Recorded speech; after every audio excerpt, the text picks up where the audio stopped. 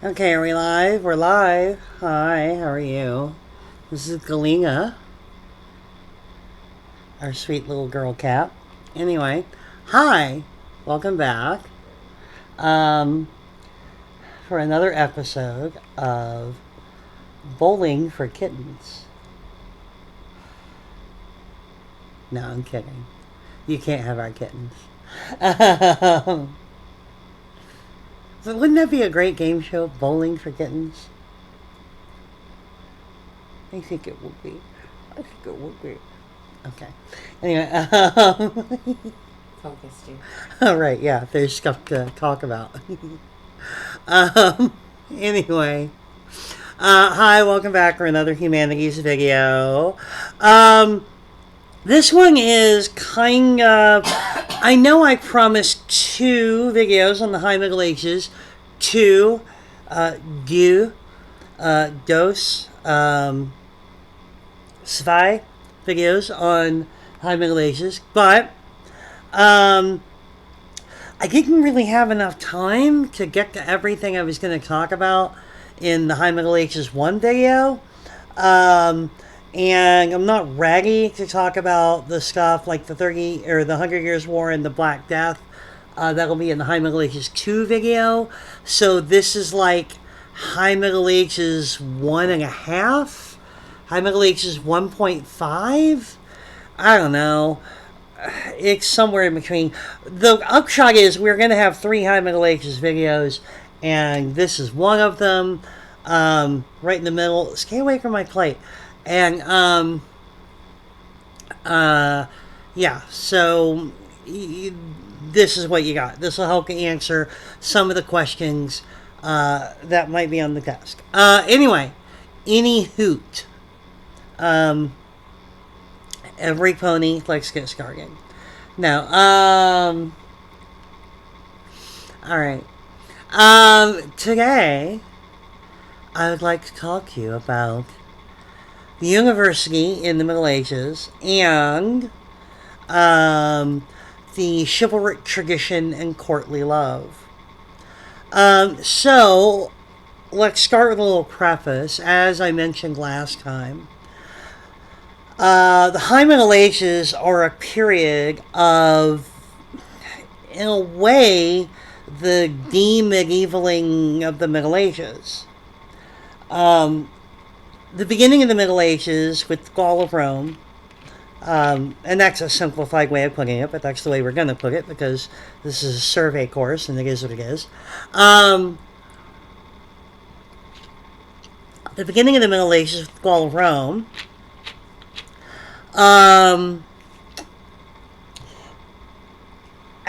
Europe sort of collapsed into a kind of anarchy where the local guy with swords ran everything rather than a regime of public institutions and laws and civilian administrators. You know, the kind of thing we're used to when we think about quote unquote civilized society. Basically, everything was run by force. It was a society based on violence. So anyway, the church existed, the Christian church existed all over Europe, but it was at the beginning of the Middle Ages not a unified organization. To quote Terry Jones, the church, the local church was controlled by whatever armored thug happened to own the piece of ground that the church was on. The local guy with the sword controlled the local church, and that was that. Even though all the churches were ostensibly answerable to the Bishop of Rome, the Pope, they were in practice controlled by local powers, which were, of course, military powers. Military is a little too formal. Armed powers, let's say. Anyway, I went over all that in the last video. Anyway, as I mentioned in the last video, over the course of the early part of the Middle Ages, and into the High Middle Ages, you get, or was it the video before that? No, it was the last video, I'm pretty sure. You get a church that is unifying, especially during the years leading up to the year 1000, in that crucial transitional period in the 11th century. So you get a church that is rapidly unifying, coming together as the popes, a series of popes, struggle against local lords for the authority to appoint their own bishops and make them answerable to Rome, in fact, instead of just in theory.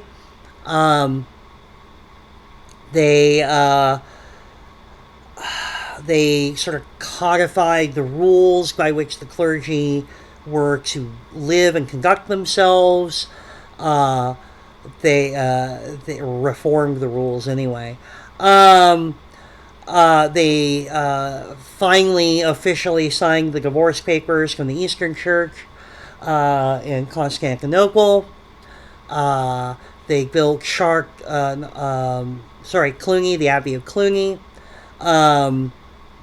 which was sort of the power center of a new kind of order in the church in this period. And then in the 11th century, they called the First Crusade. The Pope called the First Crusade and flexed his power, demonstrating in a very concrete and terrifying way that the church had a sort of a power that transcended local authority, that transcended individual counts and dukes and kings even, that stretched over all of Christian Europe, all Christendom. And so that was a marker of the transition into the High Middle Ages, because it was this unification of the church. It was a marker of the transition into the High Middle Ages because it represented not only a kind of pseudo-public institution that served a sort of administrative and bureaucratic function in almost every community where it was located, but it also represented the existence of a power in Europe that was not local, that transcended the localism that characterizes a feudal society. So that is one way in which society was becoming less characteristically feudal.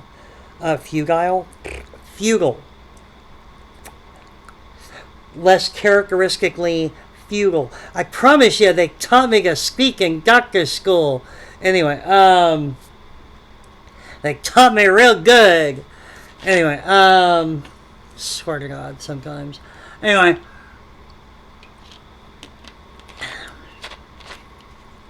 the brain, it take a day off every now and then. Anyway. Yeah, so the unification of the Christian church in Europe was a sign of the transition into the High Middle Ages, because it was a characteristic, a major way in which Europe was becoming less feudal. It was becoming, in specific, less local, less localized.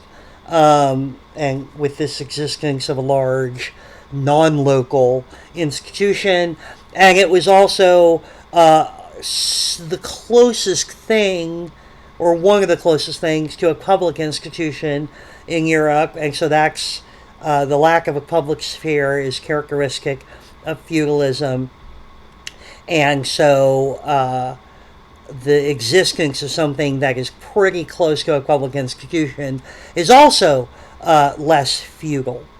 So anyway, the church also helped via the Crusades and via its ability to sort of impose a certain amount of pressure on local lords who waged war too freely with their neighbors. Um, it the church was able to create a pressure against the endemic violence of a feudal society. Because remember, a feudal society is structured around a warrior class, a class of people who do nothing but fight for a living and justify their existence through fighting and establish and expand their wealth and power through fighting.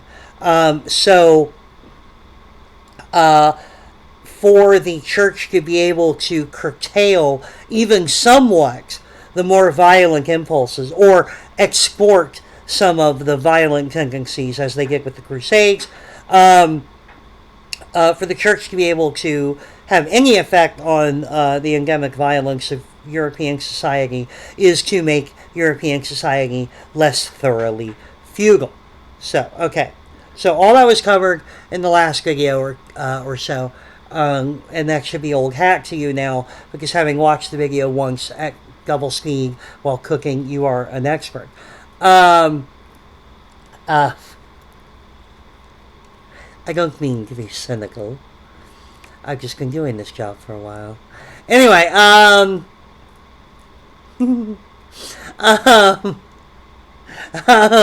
anyway,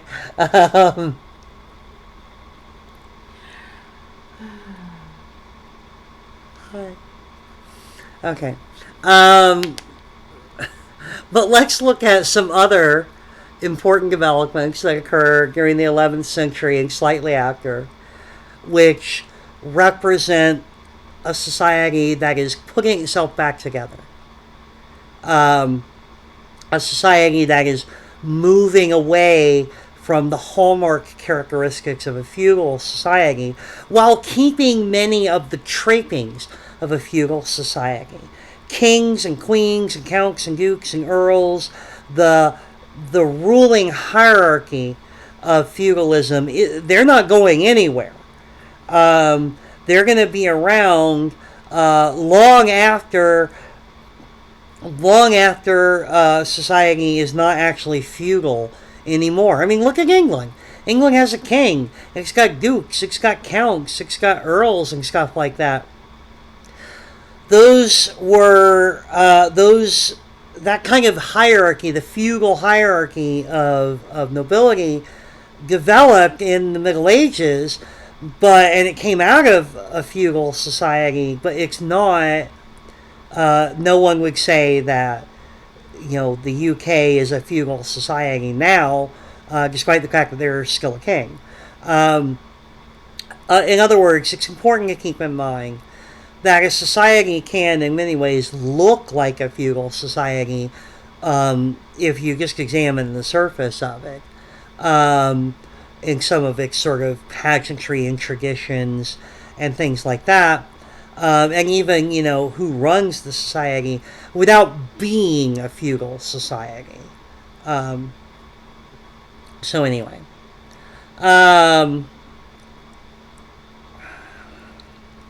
I mean, so here's another example. Most of you are too young to remember the Soviet Union. But the Soviet Union, which I think you mostly know them as bad guys in certain movies from the 80s, the Soviet Union was definitely an authoritarian society. It was a dictatorship, if you will, by the Secretary General of the Communist Party, who ran everything, and there were secret police, and it was a repressive society. But it looked like a democracy. It had the trappings of democracy. There were elections, local elections. There was a parliament.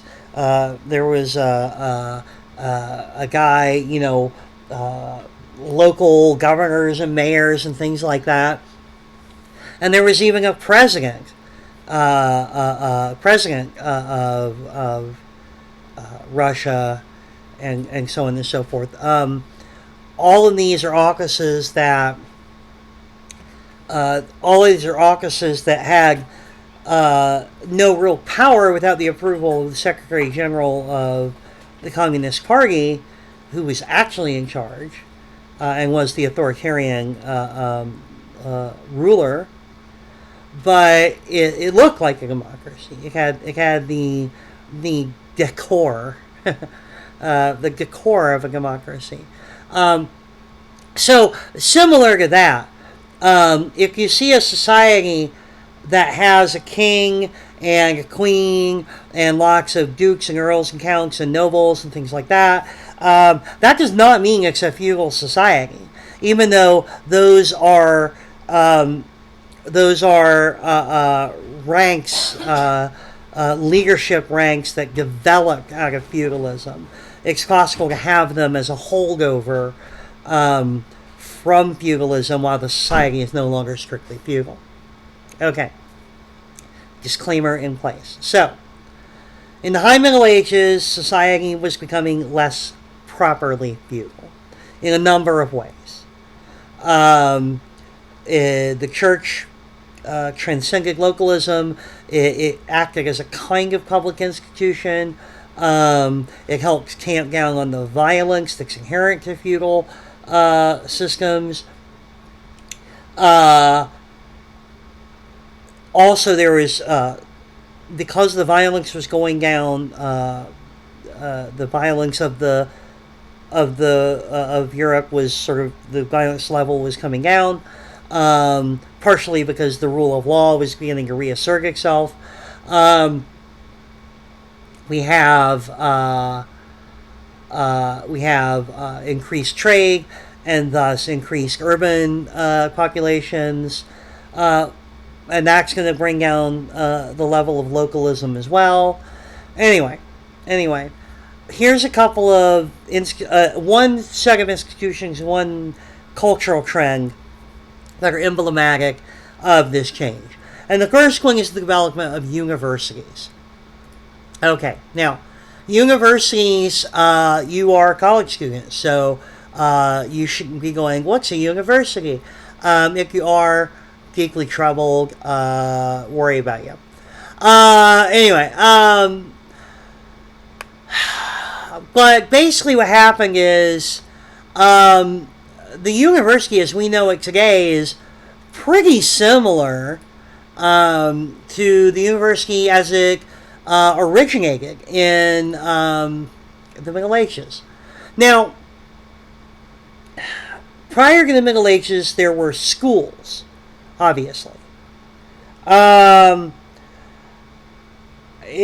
back all the way to Athens in classical Greece, for instance, there was the academy, where we get the word academics. There was the academy that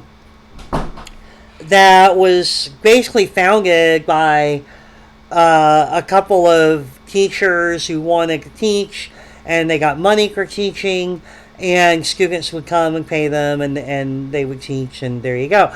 And basically a bunch of like-minded teachers, they became a school, if you will.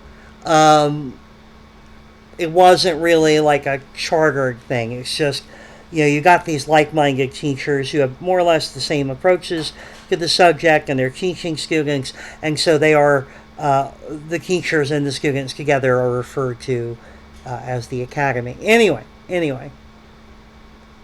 And there were other schools that were meant to sort of teach people basic skills that they needed. Most teaching was done through private tutors, or a lot of teaching, especially because the people who could afford to be taught were mostly taught through private tutors. But there were some schools that existed all the way back in classical Greece and Rome and things like that. Anyway, but in Europe, a sort of a new kind of situation. Well, let me, before I get to the universities.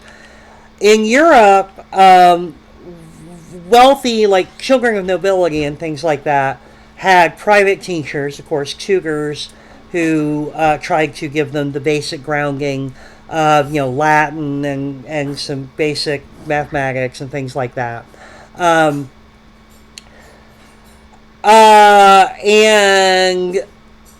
it was also possible by the 11th century or so, there were also some schools operated by churches.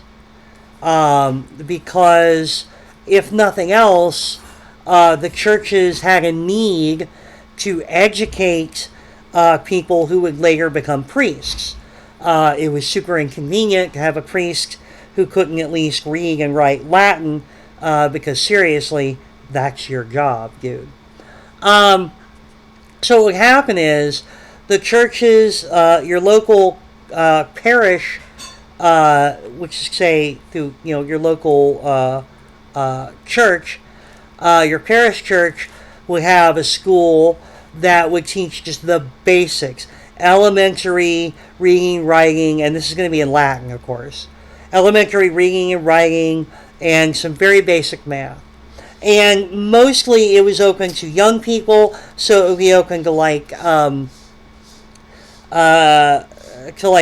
the younger boys who served in the church, choir boys and whatever. It would be open to the younger altar boys, whatever they're called. It would be open to the younger boys on the expectation or hope that as they got older, they would rise in the ranks of the service of the church and eventually perhaps become priests. And sort of this education would start them out. Now, as it happened, sometimes other people who had enough money would also send their kids to the local parish to get their basic education. You might even call it an elementary education. An elementary school, if you will. Also called primary school, that is to say, your first school. Now, if you wanted to go on a little bit and get a little bit more education, you could go to the cathedral school, which taught a little bit more, taught some church, taught some scripture, taught some, a little bit of theology and stuff like that. Advanced a little bit more education. Again, if you've got a young kid in the local parish who's doing well, they might send him on to the cathedral school to get some more education in the hopes that he will become a priest later. And also local people with money, after their kid was done with primary school, could send them on to secondary school, which is today another term for high school. When you're done with elementary school, you go into high school. Anyway, or junior high, but anyway, whatever. The point being, it was a little bit more of an advanced education, that's fine. Okay. What's new is that in the 11th century,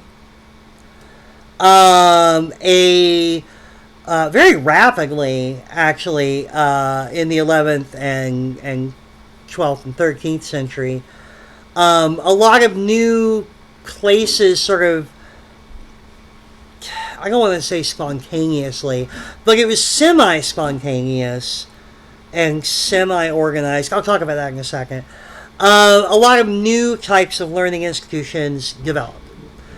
And these were meant for advanced and very intensive education, something that's well beyond just some reading, writing, basic mathematics, basic theology that you would get in primary and secondary school in your parish and cathedral schools.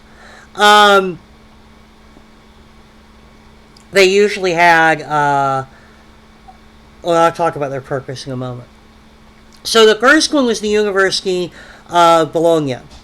um, which is spelled Bologna as we would spell it, Bologna. We pronounce it Bologna. The proper pronunciation is Bologna. University of Bologna in Italy in 1088. The University of Bologna was a student-run school. Basically, a bunch of people who wanted to study formally got together and clubbed their money together and wrote a list of rules, wrote the first charter for the university, and hired scholars to teach them. And the University of Bologna is still in operation, and it's still fundamentally, although there have been modifications to it over the years, it's still fundamentally student-run, which is very impressive to me. No, it's just very impressive to you too. You just don't know it. No, anyway. Sorry, my hair is getting unruly. Anyway.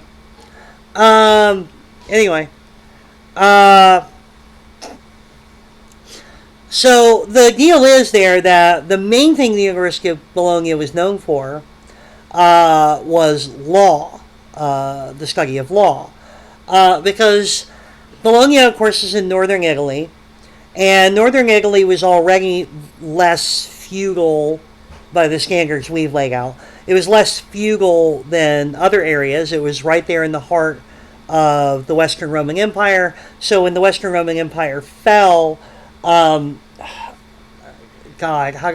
no way to quickly or easily characterize this, so I'm just going to say it didn't fall as hard in northern Italy. Anyway, it didn't fall as far. You get the idea. It was less thoroughly feudal. And there were still a lot of old Roman documents and a lot of old Roman scholarly and administrative material left lying around in northern Italy. And basically, what had happened is there was a corpus of Roman legal documents, the code, legal codes, commentaries on the legal codes, things like that. And even though the rule of law was attenuated to non-existent in most of Western Europe during the first part of the medieval era, it was still at least somewhat kicking in northern Italy. And there had been ambitions by various people, including Charlemagne, Big Charlie, to bring back the rule of law at various points, to revive it in Europe. And the students in Bologna, at least to some extent, thought that this was a really good idea. They wanted to study Roman law, see what they could learn from it, and try to sort of figure out what could be done with Roman law now. Can we use this as a framework for a revival of a renaissance of the law in Europe, rather than just a guy with a sword going, yeah, we're going to do that. And that does not get into the complexity of medieval legal tradition, which had a lot to do with precedents and traditional rights and things like that. We're not getting into that. We're just going to specify for the purposes of this class that the medieval legal regime or the medieval legal landscape was not the same kind of robust legal tradition that you get in a civilian-run society with public institutions under the rule of law as such. So that's my disclaimer to save YouTube historians from throwing shit at me. Anyway. Oh, God, my back. Okay, sorry. I'm old. What do you want?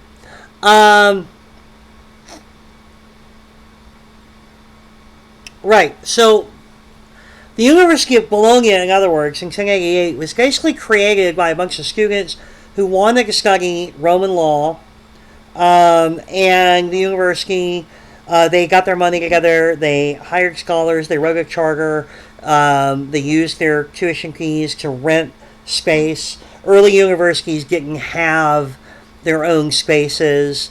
They certainly didn't have dormitories for students to live in.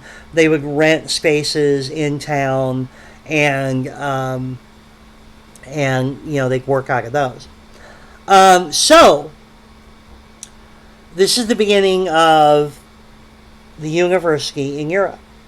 Now, Bologna, as with the other universities we're going to talk about in a moment, it was primarily for the study of law, but it didn't just teach law because it needed the students to have all the stuff, the equipment, so to speak, required to approach the study of law in an intellectual fashion. So the universities taught a full curriculum of knowledge. They taught what were called the liberal arts, which were the sort of a division of learning that goes all the way back to the classical era, where there's the three basic subjects of logic, rhetoric, and grammar, which basically grammar consisted of reading and writing.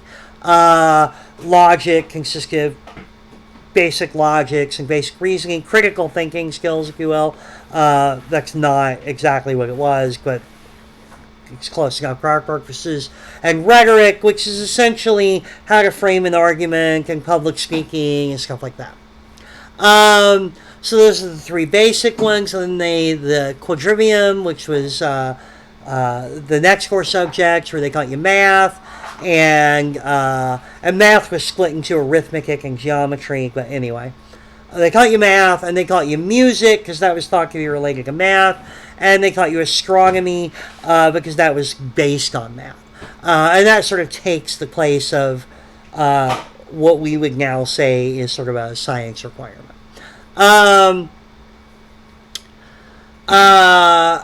And you can see the parallels to how that's developed in the modern era, where when you go to college, no matter what your ultimate field of study is, whether you're going to be in engineering or accounting or anthropology or whatever, they start you out. They make sure that you take composition, and you have to take public speaking, and you have to take a math course, and you have to take some kind of humanities or arts course, like art appreciation or my humanities course or something like that, and you have to take some kind of science course. That's, like I said, the astronomy in the quadrivium part of the liberal arts. The astronomy is what would correspond to our thinking that you have to have at least some science. The reason for this, the reason that they wanted to teach you all this, is because they believed that there was a certain sense in which you needed to be a well-rounded thinker to be able to do anything advanced with your brain. And it may seem weird to think that you need to take music to study the law, but the simple fact is they believe that in studying music, you would cultivate your aesthetic and moral sensibilities. And it was a practical exercise in mathematics, too, as far as they were concerned. It was good for your development as a human and a scholar, for you to learn these things. So anyway. So this is sort of they would teach these congregational courses, and then you could go on and study the stuff that was the specialty of the school. So in this case, Bologna you would study law. Um, okay. Um, you would study the law. So basically, you can see how this part has remained more or less the same when it comes to higher education ever since the Middle Ages. You go to university and you study the basics to sort of get yourself up to speed: composition, public speaking, maybe a critical thinking or a logic course or something. And then you also take some math, some science, some arts and humanities. Get yourself as a well-rounded scholar. Develop the different aspects of your brain so you can think good. And then you go on and you study whatever it is that you're going to study. That's your specialty area. Okay, so the process of going through the different faculties, so that is the different groups of teachers, the faculty that taught the trivium, the first three subjects of rhetoric, grammar, and logic. That's one faculty. One's called the quadrivium. The next four out of the 7 liberal arts, that's a different faculty. The faculty of law. They were organized into groups that were called after the Latin word for a group of people with a common interest, which is collegium. College, huh? And you can see this, right? When you go to university, you'll see there's the College of Liberal Arts, there's the College of Business, there's the College of Fine Arts, whatever, the different colleges. That goes all the way back to the medieval practice of separating the faculties, which is, say, the actual scholars that do the teaching, into different groups based on what they're doing. So the different colleges. The process of studying would take about 4 years. About 3 or 4 years, you would get your baccalaureate degree, your Bachelor of Arts, and another 2 years would get your Magisterium Artibus, or your master's degree, and there you go. You're a master. You have attained your full sort of study. And again, very similar. Undergraduate, your bachelor's degree takes about 4 years, and your master's degree takes another 2. So anyway,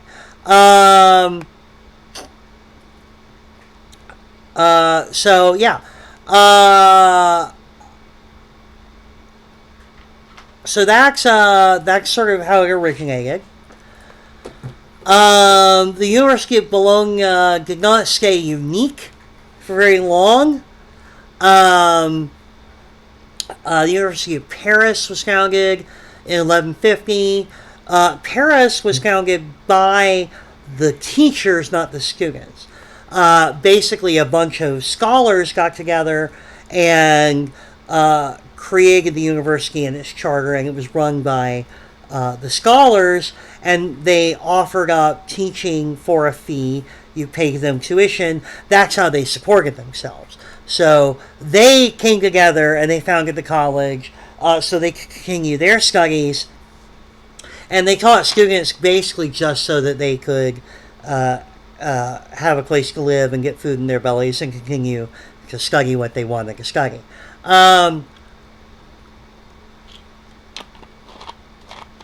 So that was in 1150. And then in 1167, the University of Oxford in England was founded. And Oxford was chartered both by the church, if I'm recalling correctly, by the church and by the king. And so it's kind of, whereas Bologna was chartered by the students and Paris was chartered by the scholars themselves, Oxford being chartered by the king and the church makes it kind of the first public university. Anyway, uh, rather than being chartered by a private group of people, whether they be students or scholars, Oxford was, in a way, chartered by the government. So, sort of the first public university. Let's see here. What they all had in common. Oh, sorry. Paris was the main place for studying, or the only place to study theology at this point. So it was a training center for priests, effectively. Um, and it was a training center for priests, effectively, and for church law, what was called canon law. Um, and then Oxford was more general, but also you could study theology there. So basically, at any given university, you could get your basic trivium and quadrivium, your liberal arts, your grammar, rhetoric, logic, music, astronomy, arithmetic, and geometry. You could get those at any university, but if you wanted to study law, which in this case meant Roman law, you would go to Bologna. If you wanted to study theology and canon law, you would go to Paris. If you wanted to study theology and canon law, and maybe languages, you go to Oxford. Um, okay. Um, let's see here. What else can I tell you? I know there's a university in Spain that had the first faculty of medicine, but I can't remember which one it was. So anyway, the point being, it doesn't matter. The point being is that these universities very quickly became popular. Technically speaking, at least at Paris and Oxford, I'm not 100% sure at Bologna, but maybe there too. Definitely at Paris and Oxford, though. Technically speaking, students there were members of the church, not as in congregants, but they were in minor orders of the church. They were minor officials in the church, effectively, which meant they were subject to church law, and regular courts could not try them. So students quickly gained a reputation for causing trouble because they weren't. Bless you, Morgan looked that up for me while I was rambling on about other things. The University of Seville in Spain had the first faculty of medicine. 1508. 15. I'm sure there was one in the Middle Ages. This is the first medical. This is what it says is the first, the oldest in Spain. Maybe it means the oldest one's still operating then? I don't know. How about Salamanca? Salamanca. 1254? 1254, there we go. Salamanca. 1254. Could be. Anyway, yes, I think, thank you, Morgan. Very helpful. Morgan over there, working for you. Always looking after you. Watching you. Protecting you. Cut it out.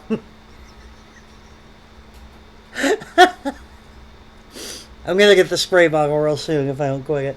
Anyway, but yeah, no. The point is,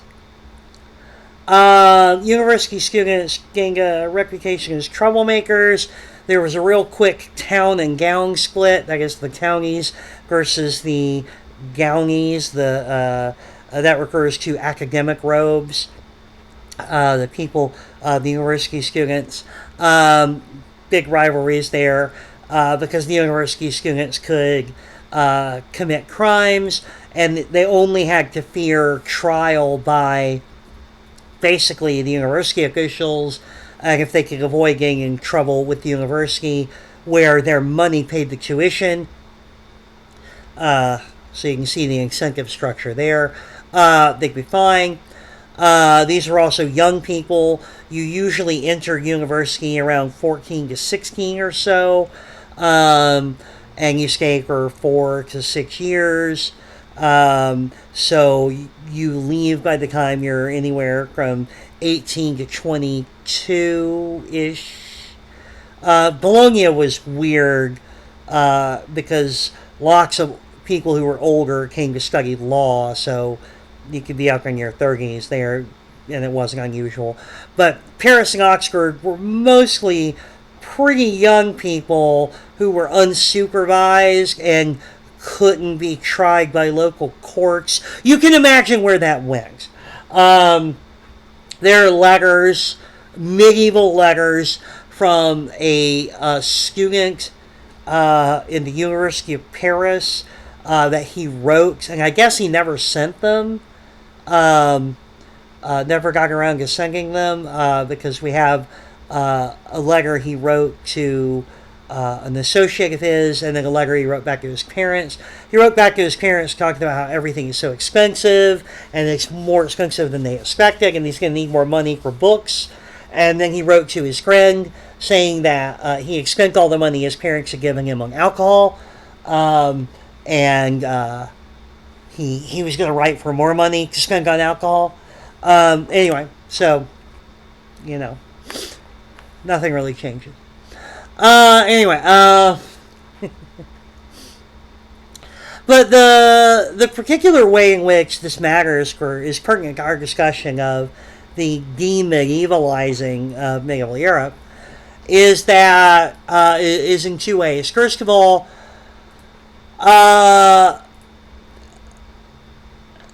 the more educated, a lot of these people would go on to become priests or other functionaries in the church, and the fact that they were more educated and the fact that the church was functioning as a sort of administrative auxiliary to the warrior aristocracy of Europe. They were beginning to slowly recreate the kind of civilian administrative class that ran everything in Rome. More and more over the next few hundred years, university educated administrators would become crucial to running Europe, even though technically speaking, it was still guys with swords whose authority came from having swords. Those, technically speaking, would be the people in charge, but the people running everything, more and more over the next few hundred years, would be the people with university educations, and thus not guys with swords at all. So the ruled by a warrior class aspect of feudal society would become less and less true over the next few hundred years in the High Middle Ages. A second way in which universities are helping change the landscape of Europe is that a lot of people, although initially, especially in Paris and Oxford, although initially the university was a place for basically to train priests.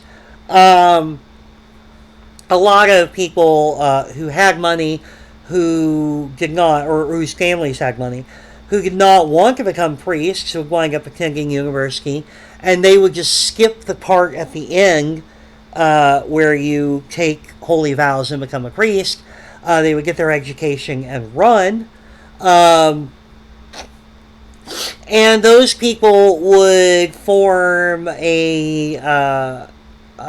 they would often go on to teach other people, because once you are a master, once you have that master's degree, you could teach other people in Europe, and they would become tutors and instructors. They would spread the education around a lot, or they might go back and sort of become the administrative backbone, not of the ruling class, but become administrators and important people in the rapidly growing merchant class of people who were conducting trade. And this would become important because these highly educated people involved in the artisan class and in the merchant class would help create a solid, prosperous, educated middle class over the course of the High Middle Ages. And we'll talk more about them in another video, but the upshot of it is that you're going to have, whereas previously the power structure in Europe was conventionally reduced to those who fight, those who pray, and those who work. In other words, the warrior class, the priests, and the peasant farmers that grew all the food. You're going to have a fourth group of people that are growing more and more powerful in Europe, who are the mercantile class, the people who make and trade things for money, the professionals, if you will. And they're going to start to gain power and influence in a way that will push the warrior class out of their position of prominence. And so that's going to be a big change that's happening over the High Middle Ages, and it is facilitated in part by the fact that a lot of these people were getting university educations. And the last thing, again, the last thing goes all the way back to the first university, the University of Bologna, which is the sort of revitalization of the rule of law. You've got legal scholars coming out of Bologna, but even those who can study the law are going to have some familiarity with the concept of the rule of law. And so you're going to have a sort of class of university educated people who are willing, capable, and interested in codifying the laws of a given land and regularizing them, and sort of developing a sensibility that is associated with the rule of law rather than the rule of the sword. And so that's going to become a transformative force in Europe during this period. Okay.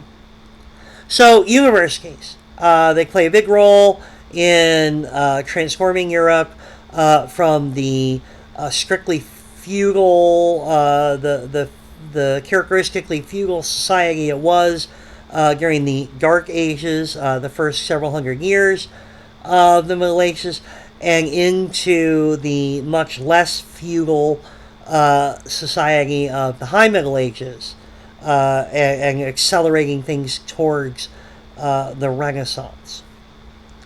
Any questions? I say, as if you can hear me. No. Morgan, any questions? No. Morgan, again, is looking out for you, lurking outside your windows. And, all right, cut it And out. in your attic. Okay. All right. I don't want to get sprayed, so.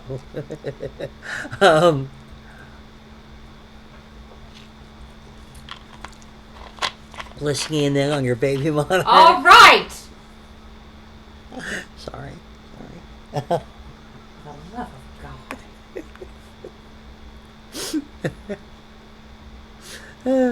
Anyway. Um, anyway. Morgan says there are no questions, so I'll assume you have none.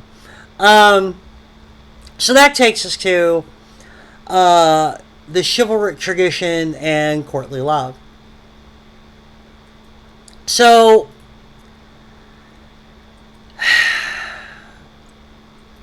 the deal is,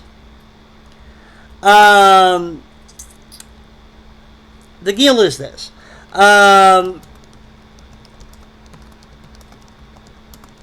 Love has a complicated history. Love has a complicated history in Europe. The Greeks distinguished between many kinds of love. Love of friends had a different word than love of parents, had a different word than lust, physical love, which had a different word than obsession, maniacal love, which had a different word than just a sort of generalized, love in the sense of wanting good things for someone. They just came between lots of kinds of love. And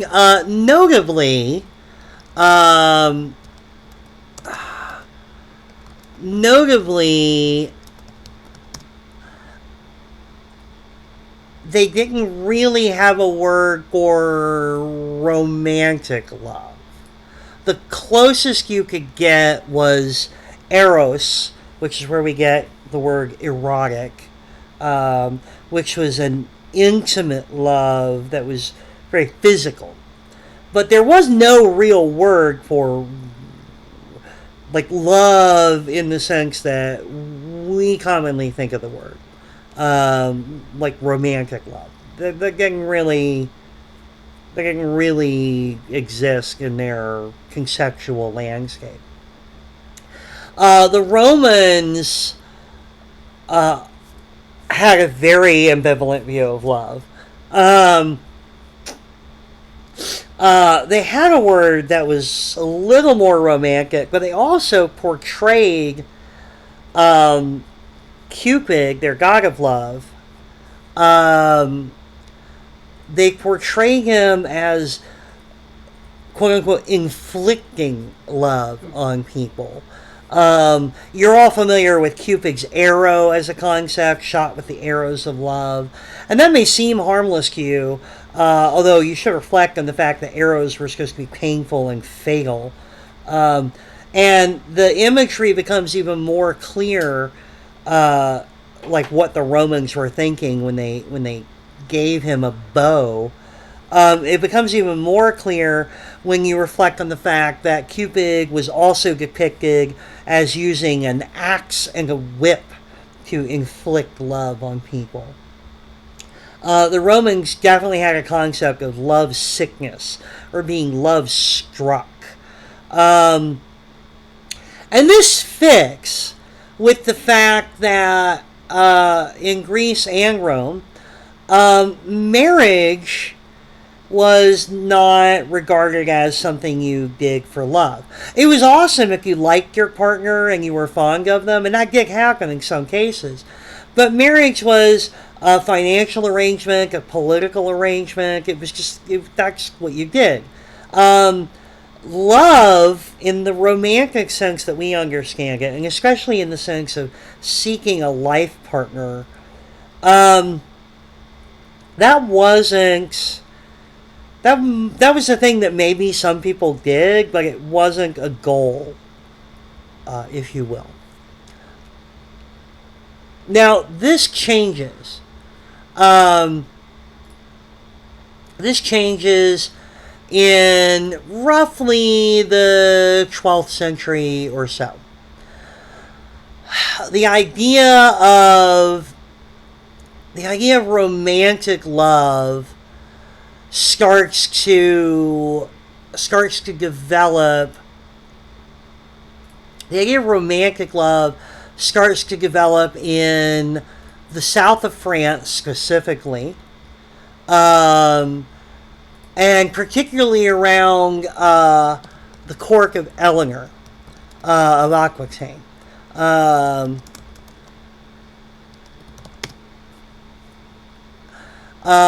In the court of Eleanor of Aquitaine.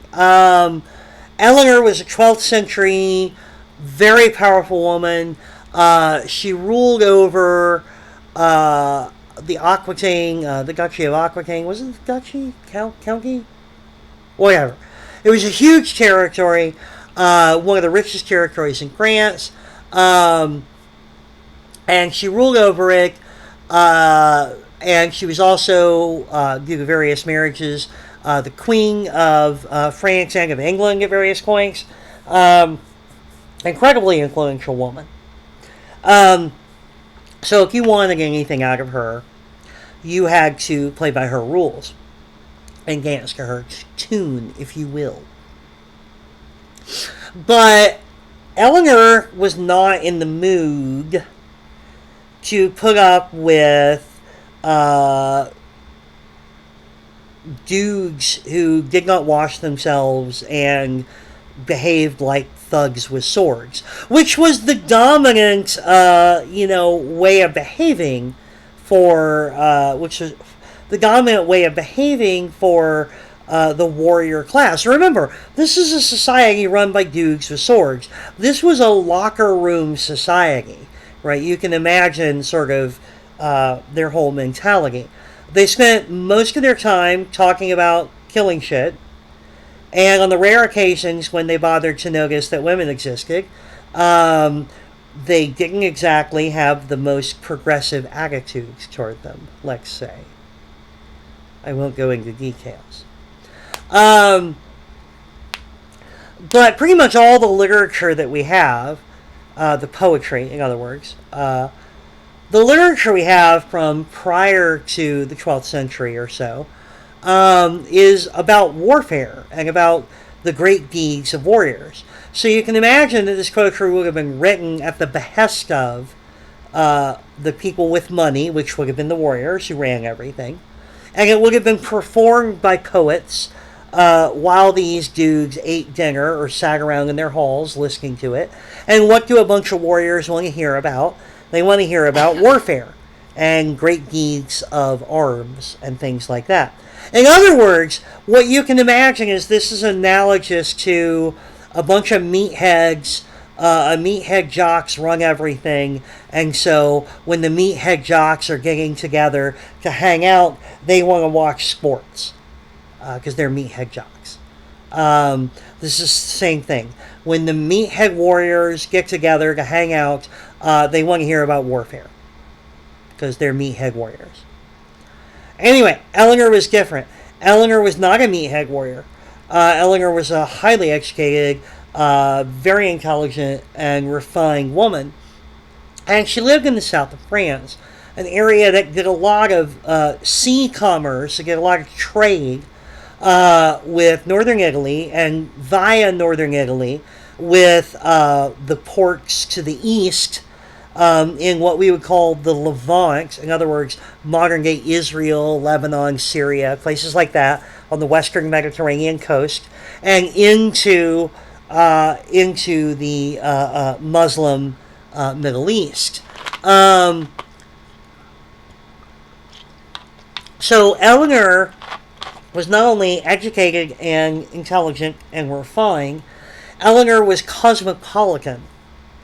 The land that she ruled had a lot of congress, trade and diplomatic congress with people who lived in other highly cultured places, some of them very far away. Eleanor was a woman of the world, in other words, and she understood there were other ways of living than just a bunch of meathead warriors beating up on each other all the time. And so she demanded different standards of conduct if people were going to come into her court and hang out in her court and want stuff out of her. Now, what Skankers of conduct are we talking about? Well, first of all, there was an idea that you should be, first of all, the very basic idea that you should be, I don't know, take a shower, right? They didn't have showers then, but you get what I mean. The Meathead Warriors could not just show up stinking and smelling of horse shit and covered in blood and things like that. No. She insisted that if you're going to be in her court, you need to dress well, you need to bathe, you need to take care of yourself, you need to speak in a refined manner, you need to act like you got some manners, and you know how to act in front of people. In other words, you got to be a gentleman. Right? You got to be a bit of a gentleman. You gotta clean up a bit. So that was very much one aspect of it. You had to be able to appreciate the finer things, right? Meathead warriors who get together in Meathead warrior houses, they like to, beat up on each other, have wrestling matches, drink a whole lot. Their idea of entertainment was, well, let's just look at it this way. There was a king who had a jester, and he granted his jester a huge piece of land because the guy managed to pull off a belch, a fart, and a whistle at the same time.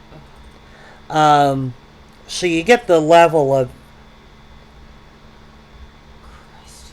entertainment that the Meathead Warriors were working with here. Dog fights, things like that. Eleanor wasn't interested in that stuff. Bear baiting, yeah. Eleanor wasn't interested in that stuff.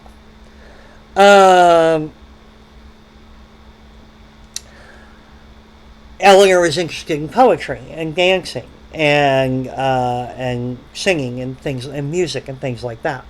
Eleanor, again, refined, educated, cosmopolitan. So if you were going to be in her court, even if you were a Meathead warrior, that is, say, a knight or one of the other nobility of Europe, you had to expect something different. You couldn't come in there thinking, all right, we're going to see some dog fights, and we're going to wrestle, and we're going to see Garthalagus. Not what was happening at Eleanor's court. This was not a kegger that she was having. Very different kind of thing.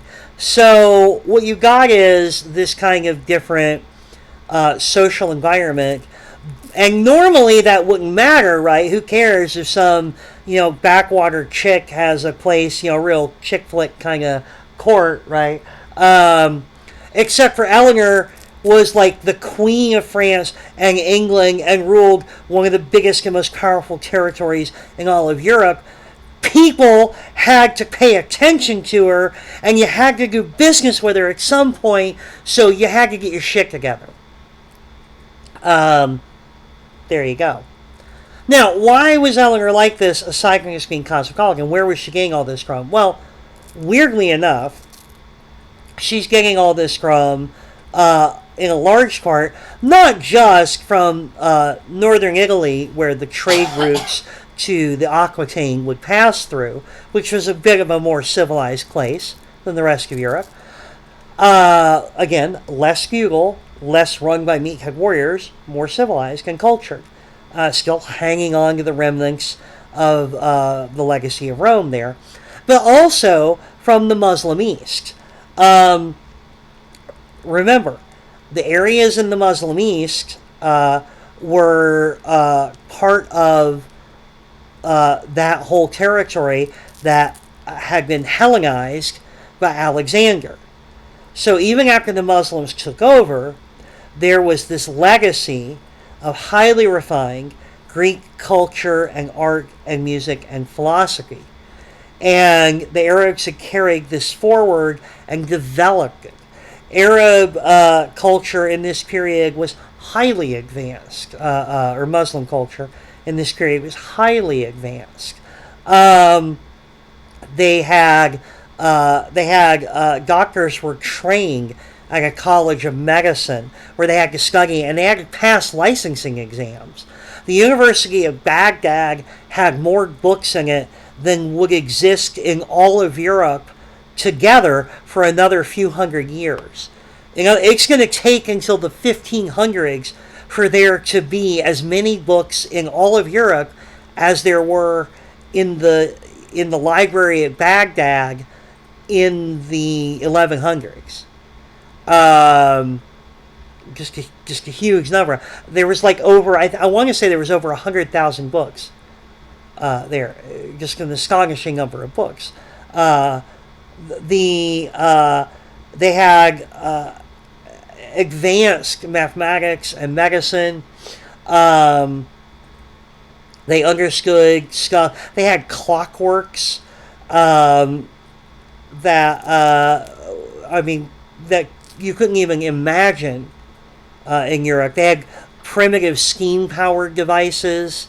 Um, it was amazing. It was absolutely amazing. It's like they were living. It's like they were an advanced alien society, that had landed on Earth, and these backwater hillbillies in Europe didn't know what to make of them. Um, so one of the things about that society, though, was that the knights, if you will, that is to say, the people, the warrior people who ran things in the Arab world, in the Muslim world, um, they were expected to be educated and refined. They were expected to be gentlemen. They were expected to know how to write poetry, and so on and so forth. Part of this came out of the fact that everybody was supposed to be literate, or as literate as they could be, because it was expected that every believer should be able to read the Quran in Arabic. So there was a widespread culture of literacy there, which helped with things. Um, but the idea that the leaders of society, even though they were warriors, should also be poets and gentlemen, that goes all the way back to both the Greeks and the Persian heritage of that entire region. So anyway, Eleanor was getting a lot of these ideas from this idea of a more refined way of living from the Arab world. And one thing in particular that was imported, I'm going to bring this back around to love. I'm coming back around to it. I'm coming around the mountain when I come. I will be coming around the mountain when I come. I'll be riding 6 white horses. You hate horses. I won't be anywhere near horses. I don't hate horses. I'm afraid of horses. Horses are lovely, magnificent creatures that I don't want to be within 100 yards of. I'm terrified of them. Okay. Just want to be clear. I don't want anyone out there to think that I hate horses. I love horses. They're beautiful. Scare the shit out of me. Anyway. That is the only reason I would make a terrible knight. Of course not. No other reason whatsoever. None. Anyway,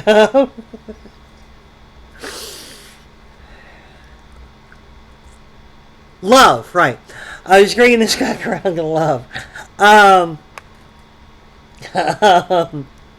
Right. One of the ideas imported from the Muslim world was a very different way of looking at love. Now, again, this is not attributable to the Greeks, because as I said, the Greeks didn't really even have a word for romantic love, not properly. But an idea that developed out of Islamic theology, in particular the Sufi mysticism, one particular branch of sort of a flavor of Islam, a denomination, if you will, of Islam, was this idea of love as a kind of reverence and an admiration, an appreciation for, and a desire for unity with another. And the idea that feeling love towards a worthy object of love makes you better as a person. It is the ennobling character of love, the uplifting aspect of love. To love is to find the best parts of yourself. Now, initially, theologically, this was sort of a notion reserved for how the believer should feel towards God, for Allah.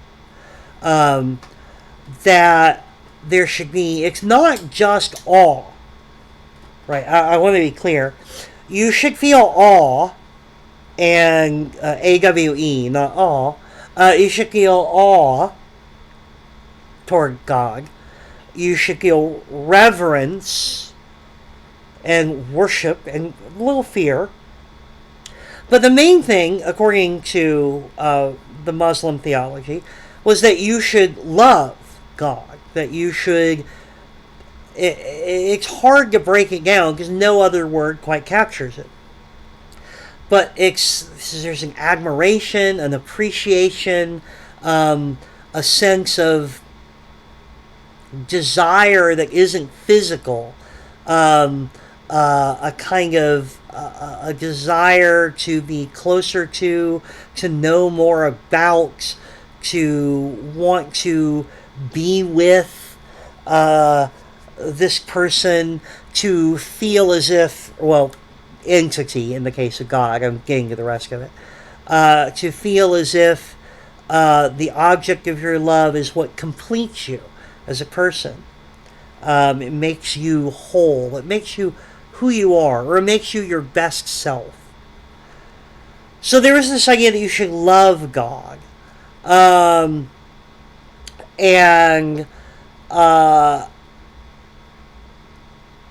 that you should you should feel these things towards God. And this is, like I said, very Muslim theology. And you can see some of it in... I don't want to get too lost in the weeds, but there's the whole Christian thing, love God and so on and so forth. It's unclear exactly what that was supposed to mean. It's not clear exactly how we're supposed to interpret that in the early Christian theology, but certainly by later on, it means something more like what the Muslim theological position meant. But anyway, by the 11th century, for sure, 10th century at least, especially in the Sufi tradition, there was also this idea that loving another human being, in that sense, was a reflection of the love of God. That to feel love in the sense of, like I said, appreciating them, admiring them, wanting to be close to them, wanting to know about them, feeling as though their presence in your life completes you and makes you better. That kind of love. In other words, the kind of love that we think about with the word love a lot. I'm getting to that. That kind of love was considered feeling it for another human, as opposed to just the love of parents, which was considered kind of an obligation for children, or a reverence, basically, or the physical love for someone, which is just lust.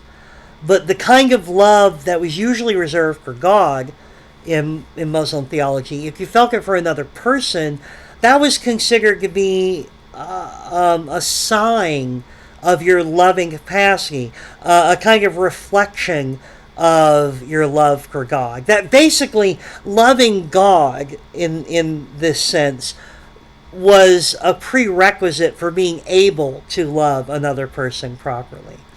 So if you loved another person in that sense, it was a sign that you had the capacity for love in your heart.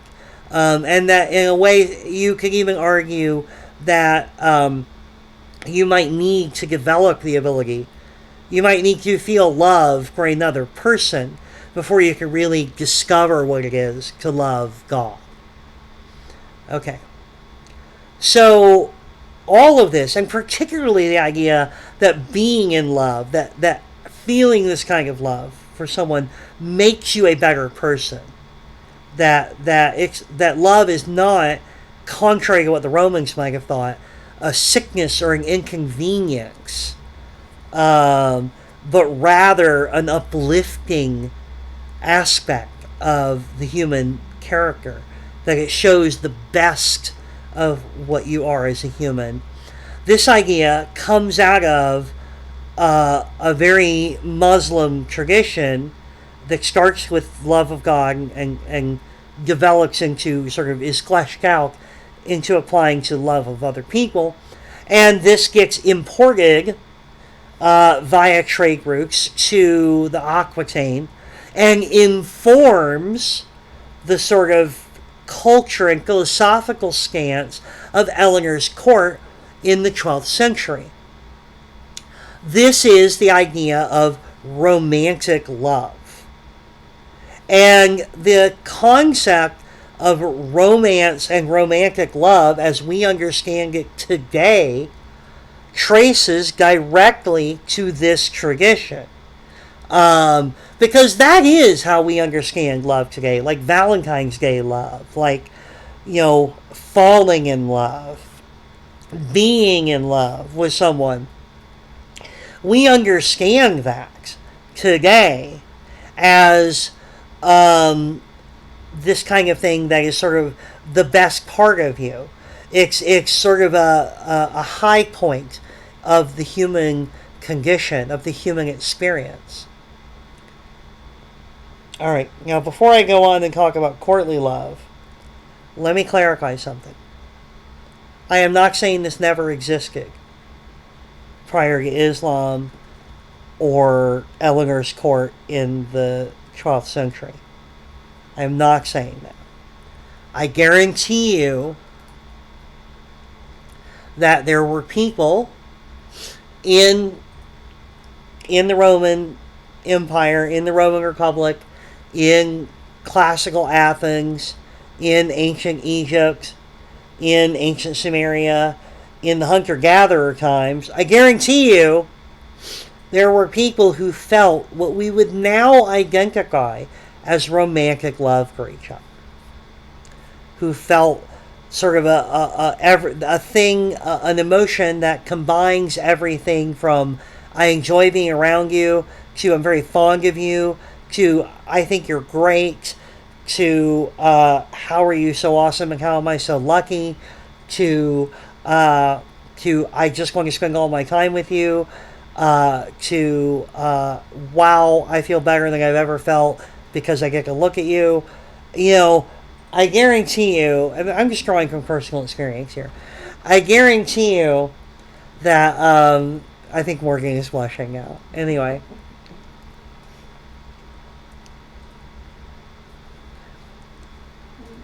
Isn't it so? I love you. Isn't that embarrassing? No. Anyway. Love you. I love you. Anyway. I guarantee you plenty of people felt this.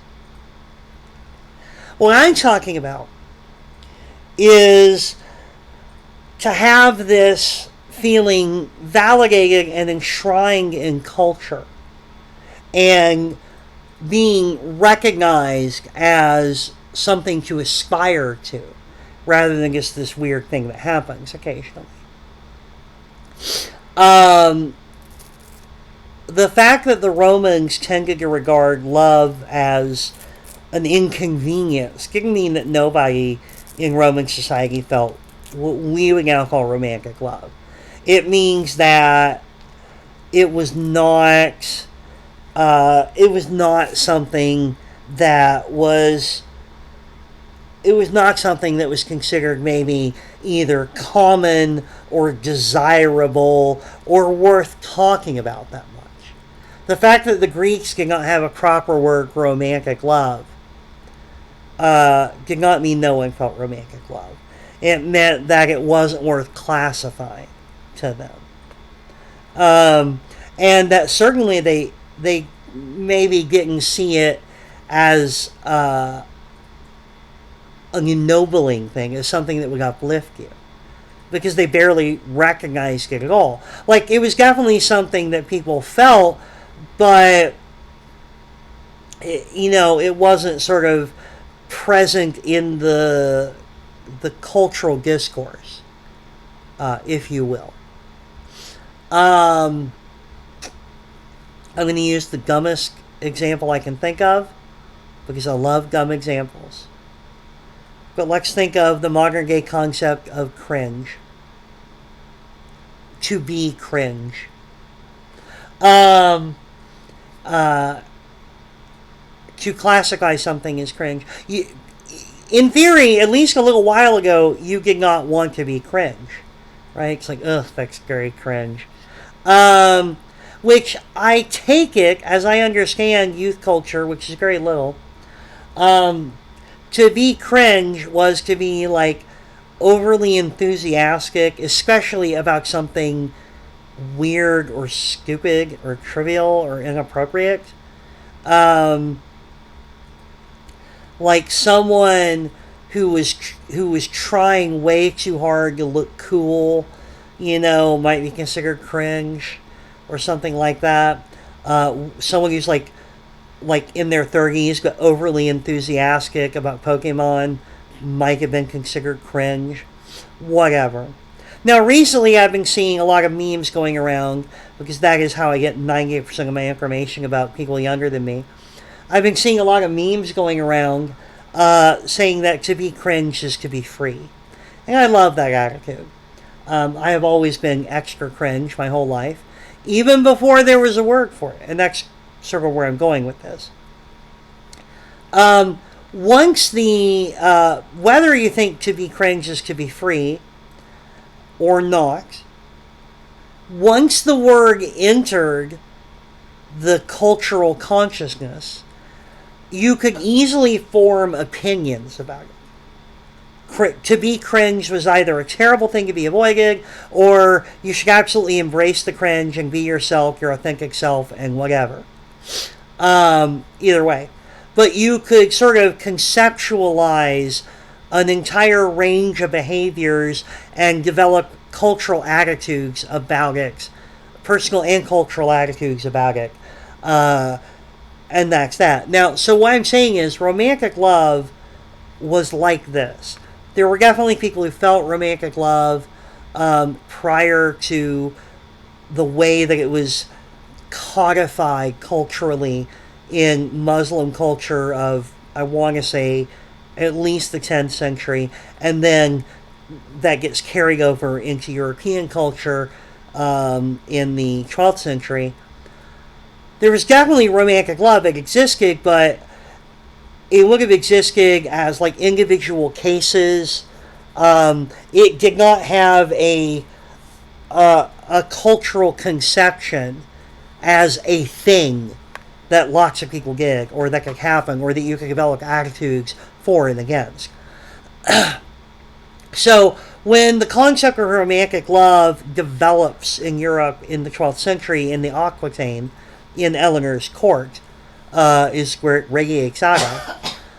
It was very much something to be aspired to. Romantic love was considered amazing. You should absolutely want romantic love. It is the best part of you. It's a great thing to experience, and it shows your best characteristics. It inspires you to be your best self. So, this idea of romantic love became the centerpiece of a set of rituals and traditions, a set of cultural behaviors called courtly love. Now remember, Eleanor has a court. You want to attend Eleanor's court. You have to clean yourself up, learn some poetry, learn how to dance, figure out what fork to use. they wouldn't have had forks probably. Well, there would have been a fork, but you know what I mean. I'm using modern lingo. You gotta figure out what fork to use. You know, you gotta do all this shit. Have some proper manners. So if you attend Eleanor's court, you gotta already have some manners, figure out how to be a little refined. You know, stop being such a thug with a sword. Such a meathead warrior. And then there's also this concept of romantic love, which is supposed to be a real good thing, floating around in that court.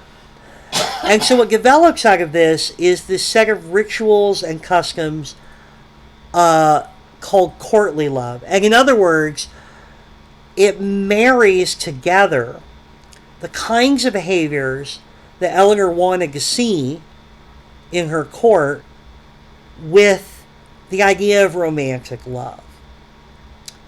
That you, as a knight or a lady, that knights and ladies, they might see each other, be inspired to romantic love towards each other. And the courtly love was supposed to be a set of expectations for how someone feeling romantic love, or at least not just anybody, not some lowly pissant peasant, but how a knight, how a courtly individual should act when they feel romantic love. And by the way, if you've ever heard the phrase, they are courting, or he came a courting, this is where it comes from. Anyway. But yeah, so if you are a refined, knightly individual in Eleanor's court and you feel romantic love, or if you're a refined lady of good birth in Eleanor's court and you feel romantic love, courtly love is the set of rituals and expectations that tell you what to do with that, how to express your romantic love, how you should treat that feeling of romantic love and the person you feel romantic love for. So, what was it? Well, courtly love included such ideas as the knight, the man, should express his love in a refined fashion. He should sing to his love. He should recite poetry to her. He should write poetry. He should be able to dance with her. He should bring her gifts, things that a lady might enjoy. Flowers, perfumes, lovely scarves or embroidered pillows, things like that. Does any of this sound familiar? It should. These basic traditions have wormed their way into the heart of Western culture and persisted today. Look around you at Valentine's Day, I tell you. How are you supposed to act? All goes right back to the tradition of courtly love, you know? Anyway. But there were other aspects. The lady should not give in too quickly. The lady should make the guy prove his love. She should be polite and friendly and definitely, let him know that there's a possibility there if he proves to be true. But she definitely can't just, rush headlong into this, because otherwise she'll fall for any guy who happens to know a poem or two.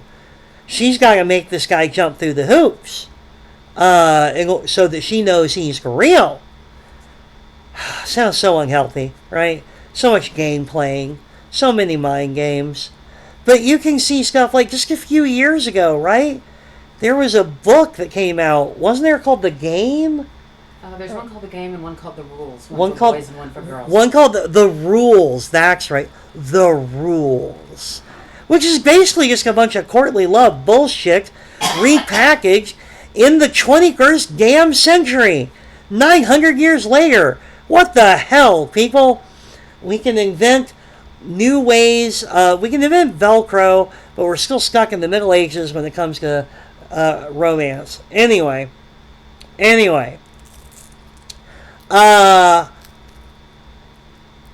But yeah, so on the lady side, she's got to make him jump through hoops. But she offers tokens of affection, like she might give him a handkerchief to carry with him as a proof of her affections, and a sign that if he proves himself to be worthy, someday they can be together. Anyway, so there's all these rituals. There were some core sort of philosophical ideas. For instance, jealousy was considered a big deal. You should absolutely be jealous as hell. You should not want your love to have other admirers at all. You should be super, super jealous of whoever the person you have romantic love for. Very possessive. Sounds unhealthy, but whatever. You should you can only have romantic love towards one person at a time. You can't feel romantic love towards multiple people. That was a core tenet of the idea of courtly love. So that again, an idea that worked its way into the heart of Western conceptions about how romantic love worked. An interesting one that would be super controversial with regard to the Christian character of Europe was the idea that marriage was no boundary to romantic love. And this was in an era where most marriages were still, you did not marry for love. You married for politics, you married for money, you married for practical reasons, not for love. If you happen to love your partner, super awesome, not really a consideration in forming the marriage. So the idea was that it was very, very rare for people who were married to each other to feel romantic love to one another. Generally speaking, courtly love went on between two people who were already married to other people. And in fact, some writers insisted that if you were married to someone, you could not feel romantic love toward them. That marriage was too full of the mundanities of life. Like there was too much of the everyday bullshit to have romantic love toward the person you're married to.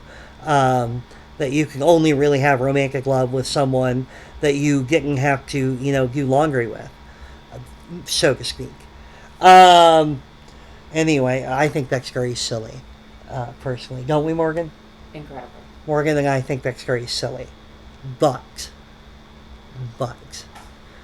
there was that idea. Anyway, so this whole elaborate, there was this idea of romantic love as a goal, something you should aspire to. Everybody should want to fall in love, according to this concept of romantic love. And courtly love taught you how to do it, what to do when you did fall in love. So imagine Eleanor's court. You're at Eleanor's court. You're supposed to be refined. You're supposed to know your manners. You're supposed to know how to dance, recite poetry. And you're in this place where the idea of romantic love is celebrated.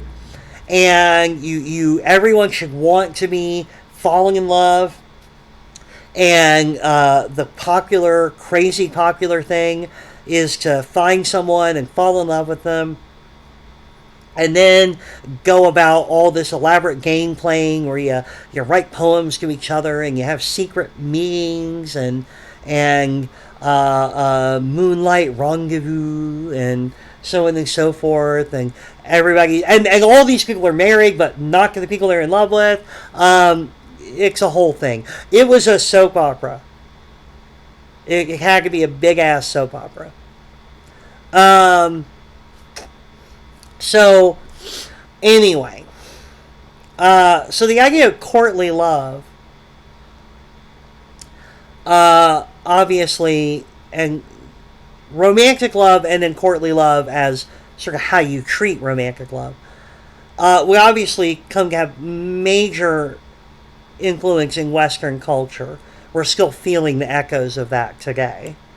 Um, there are still live debates about aspect of it, right? I think up until fairly recently in world history terms, a lot of people would have agreed that feeling romantic love toward your marriage partner was very rare or difficult. Um, and I know that in some version of its original form, this idea of feeling sort of the excitement and the rush of love and the things that inspire you and sort of give you life uh, were not the things that you got out of a marriage. And, all the way up into in the 1950s, right? Men in this country were expected to have mistresses, and that's the one they lavished their gifts and their vitality on. Their wives were just for having kids and keeping house. There's the connection to arranged marriages and marriage as a business contract. Right, marriage is a business contract, arranged marriages. That's going to reinforce the idea that marriage is not for romance. Marriage is for, keeping your house, perpetuating your lineage, things like that. And you romance with someone else. So anyway, now some writers, I'd like to point out, some writers, because again, Europe was very Christian at this point. Some writers will insist that romantic love, courtly love, could never be consummated. But that was obviously something that did not, people did not follow that. Very big did not follow that. How this all ties into the unmedievaling of Europe during the High Middle Ages, I'm going to get to in a second. I'm running super long on this video, but whatever, I don't care. There's a lot to talk about in the Middle Ages. The last aspect of this is that we get out of this culture of courtly love and refined sensibility. We get two things out of it. We get, first of all, we get the troubadour. The troubadour,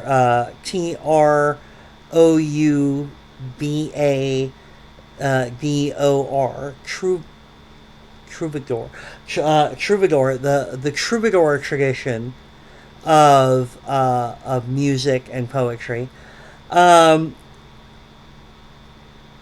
which comes out of southern France, obviously. The troubadour tradition was a new style of poetry and music where basically the performers would sing and play music about love, about romantic love, and the poems that they wrote would be about courtly love affairs and the course of them, and the people falling in love, and the different things that the man did to prove himself, and the obstacles that came up to try to keep the lovers apart and make their lives more complicated, and how they overcame them, and things like that. And it's a rom-com, if you will, or a romance novel, however you want to put it. But you can see the influence of the troubadour tradition in modern music and movies and literature today. Obviously, right?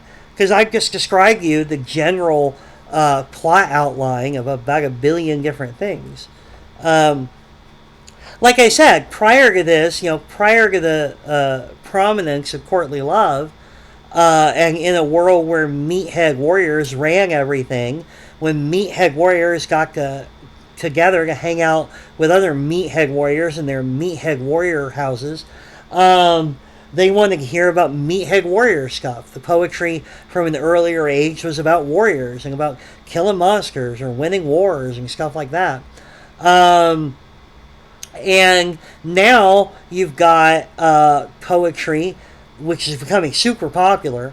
Poetry that is about icky feelings and girls with cookies and stuff like that, and all that nonsense. And people kissing and just all kinds of gross stuff. Anyway, it's just crazy. And this is becoming the troubadour, as a proof, I think, of how much, as proof that romantic love was already something that existed in the culture, but just hadn't been recognized and given its own space in the culture. The troubadour poetry tradition would become wildly popular very quickly. And as a side note, you can see the weird sort of melding of the troubadour tradition with previous traditions of poetry that were about great deeds and military accomplishments in the King Arthur tradition. Because in the history of the kings of Britain, which is sort of where we get the earliest Arthurian stuff, the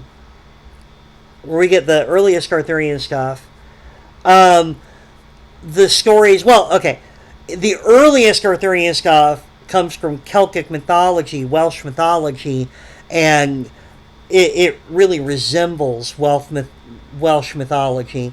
There's a lot of crazy stories of heroes with superpowers and things like that. And they're very clearly myths. But by the time we get to the history of the kings of Britain, we get, and this doesn't mean Arthur was real. The history of the kings of Britain was full of complete bullshit.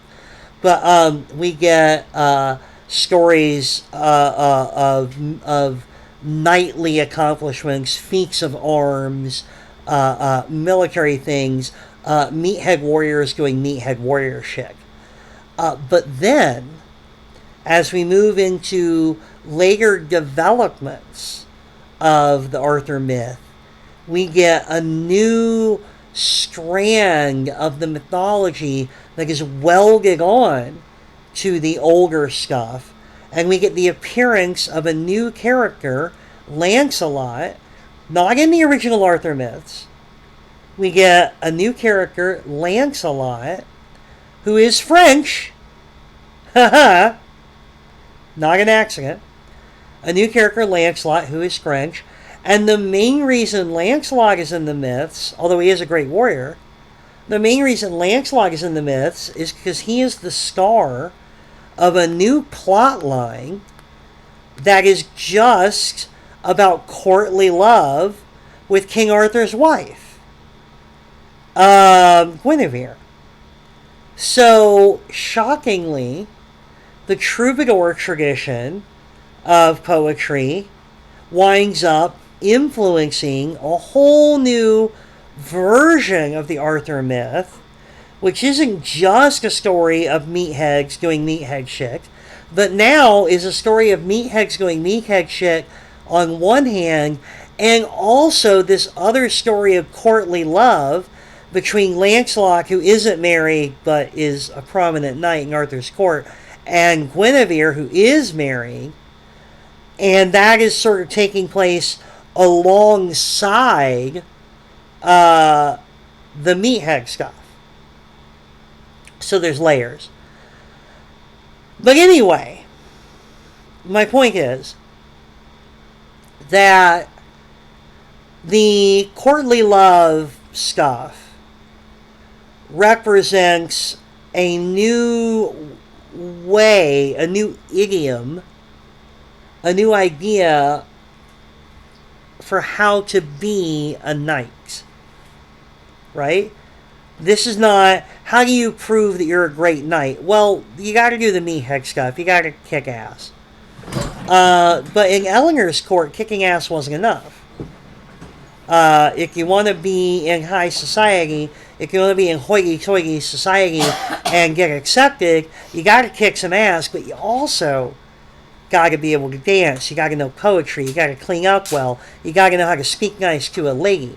You got to be all nice and what? Suave. You got to be suave. I think is how you say it. Suave. Sorry. Rico Suave. No. For those of you who don't know what I'm saying, I'm trying to say suave, but I'm being very silly about it. Anyway, because I'm a ridiculous person. Now, some of you might be associating a word in your head, a C word, a CH word, a CHI word, a CHIV word, with all of this. Chivalry. Ha ha! Yes, chivalry! That's a part of this. That's absolutely a part of this. Hmm?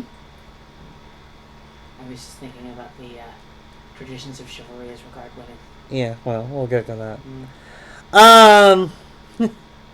Don't you worry. I'll tell you when the time comes. The grown-ups are talking. Anyway, okay. So, so here's the thing.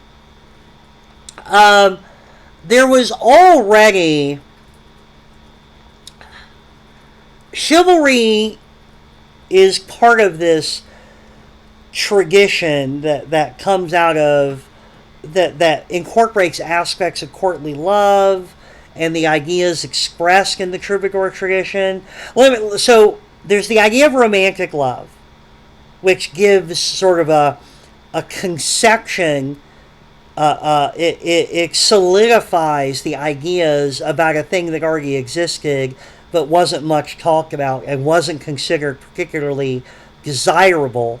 The conception of romantic love sort of recasts that as a good thing to be in romantic love. Courtly love is the set of rituals and traditions that tell you what to do with your romantic love, how to behave when you are in romantic love. The troubadour tradition is poetry and music that talks about romantic love and courtly love.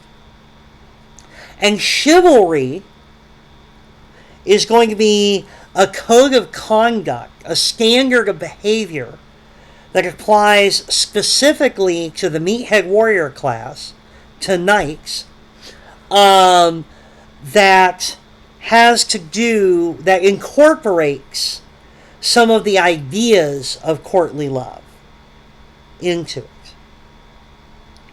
So let's talk about chivalry for just a bit, because I'm way over my time. The roots of chivalry have always been around. As far back as Rome, there was a standard, there was a sort of etiquette if you were one of the well-bred class of horsemen. If you were a member of the warrior, if you were a warrior who had enough money to be able to afford a horse and to equip yourself as a horseman, you were a part of an elite group, and there was considered to be, there was a certain etiquette to that. There were certain standards of behavior of how you were to conduct yourself on the battlefield. That's always been there. Go back to the Merovingians and the Carolingians, and you'll find that there's this idea that knights had certain obligations to other knights. This idea that knights had certain obligations to their fellow warriors. You try to fight relatively fair You try to respect each other's prowess. You answer a challenge in an honorable fashion. You don't run from the battlefield. Things like that, right? If someone surrenders, you don't kill him. You take him prisoner. You ransom him back. Things like that. There's always been an etiquette to this. Always.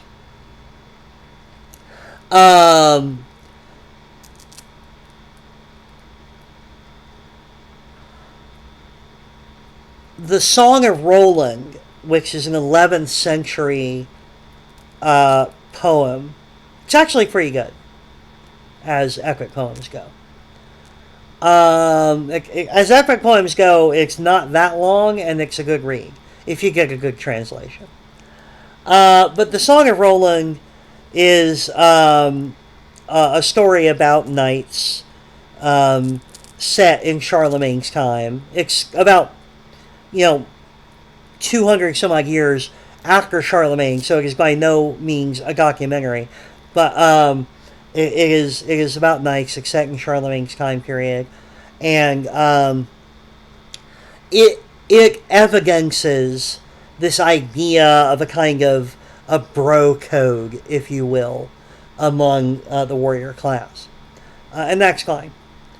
But the concept of chivalry, as we understand it,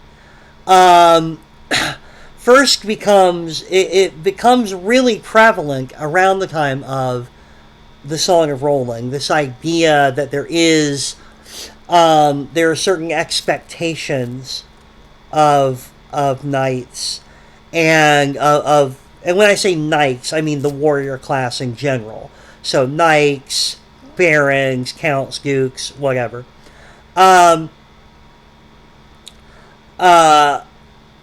There's this idea of knights, a code of ethics, a code of honor, a code of behavior that they share, and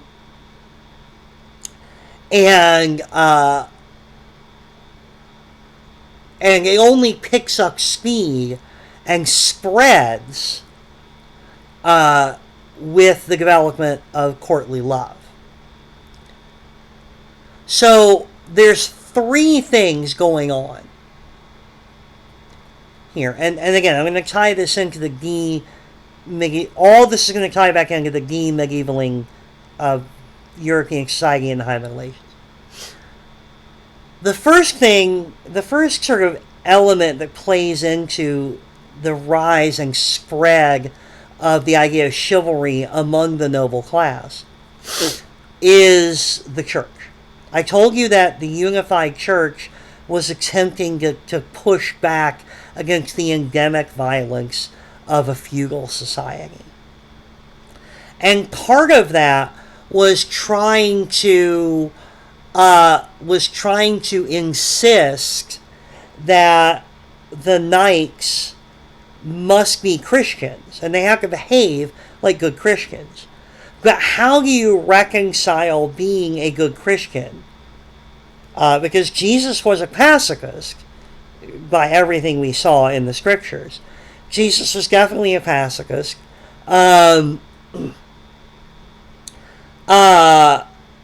do you reconcile being a good Christian with being a member of a warrior class where your whole job is to fight and kill people? And that's literally how you maintain your authority. It is how you make yourself rich. It is how you expand your authority and expand your wealth. How do you reconcile being a professional murderer with being a good Christian? Well, part of it was the idea that there has to be a code. There have to be rules. When you can fight, how you can fight, who you can fight, things like that. That there's this idea that you're not just a wanton killer. You don't just murder people. You adhere to a standard of behavior. And this bro code, this code among warriors, was sort of shaped and influenced by the church, by this Christian ethic, that included the idea that you have an obligation to those who are not in the warrior class to protect them. That it goes beyond just specific oaths. That, warriors always owed protection to their peasants through a feudal oath. The peasants grow the food, and the warriors provide protection and justice to them. But now there's this idea that the warrior class is obligated to protect and therefore entitled to rule over the servile class, the peasant class, because they are warriors, not because of a specific oath taken, but because they are warriors, and warriors are bound by this code of chivalry. That they are obligated by the inherent rules of what it is to be a warrior, rather than because they swore an oath to protect these specific people. So part of the shaping of this code of chivalry was meant to contain and channel the violence of the Dark Ages, the violence of a strictly feudal society. It was meant to shape it and contain it and channel it into something that had boundaries, that had bumpers on it, guardrails, that would make it less intensely violent.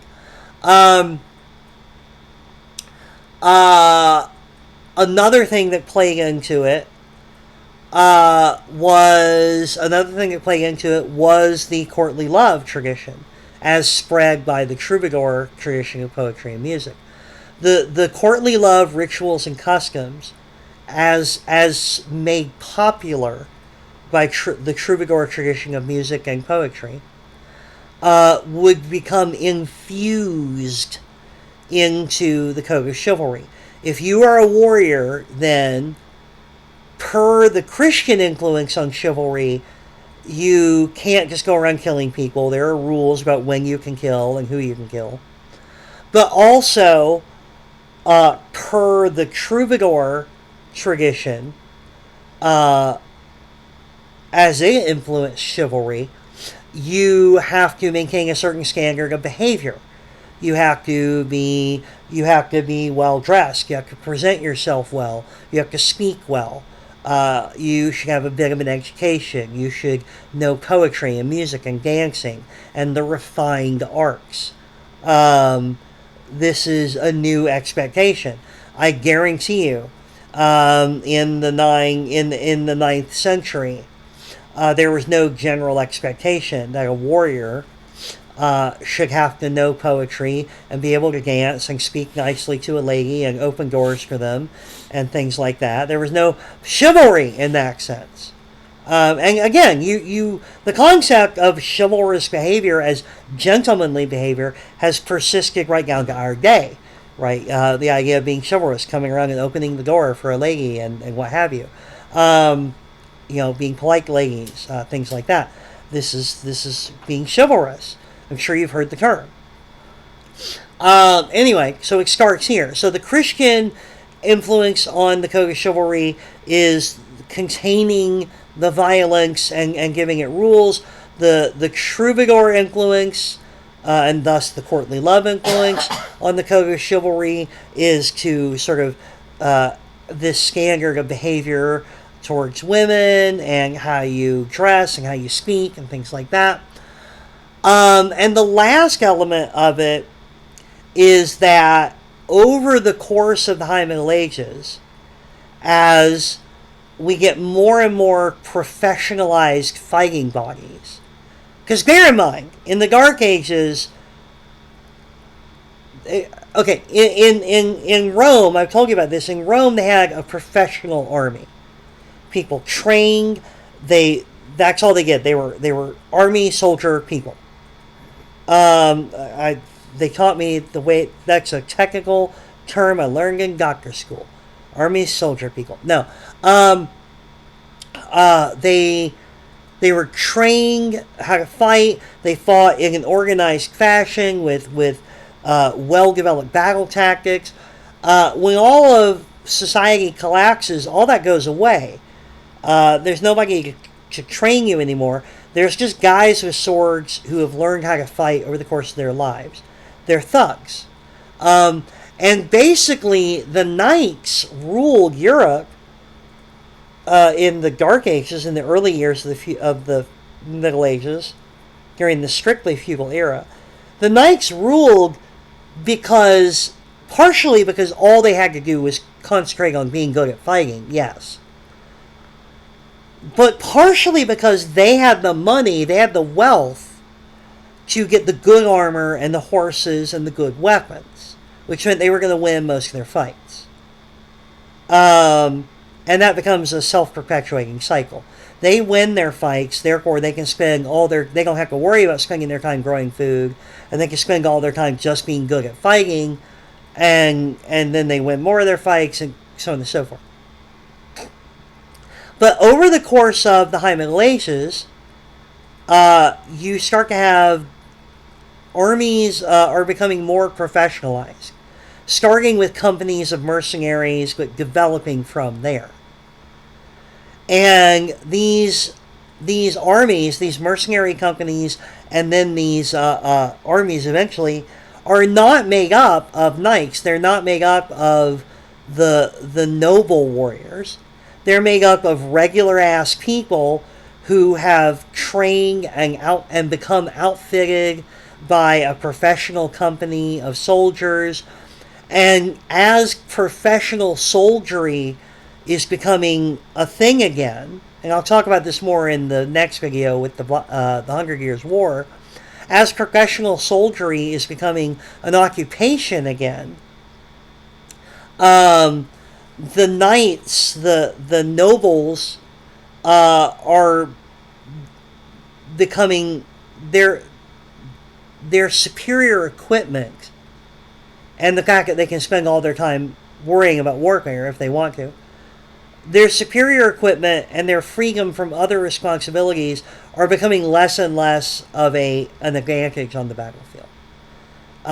Because horsemen with superior equipment and the leisure time to develop their fighting skills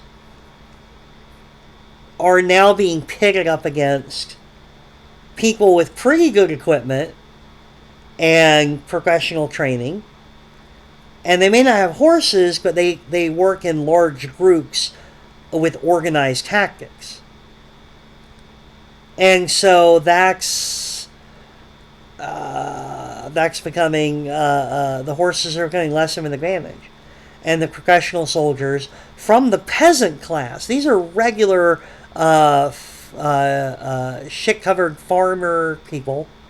I mean, I'm exaggerating, of course, because I'm using the way the nobility would look at them. As shit-covered farmer people is how they would think of them. They are becoming more and more of a power on the battlefield.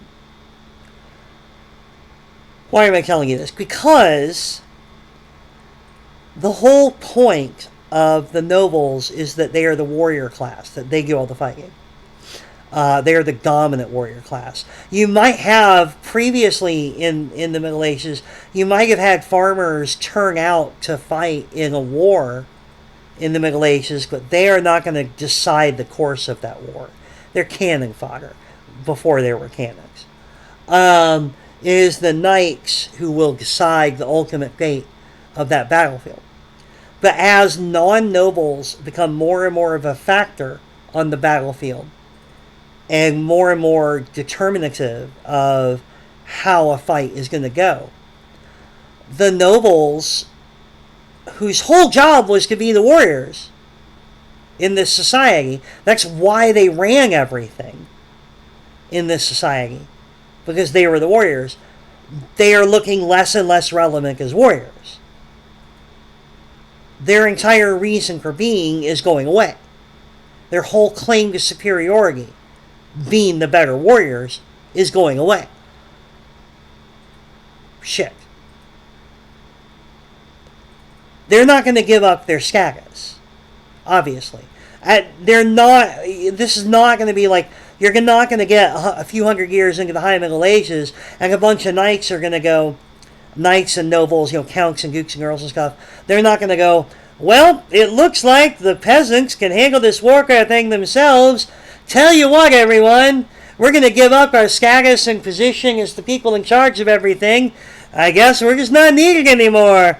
We'll go take up other jobs at McDonald's or something. They're not going to do that.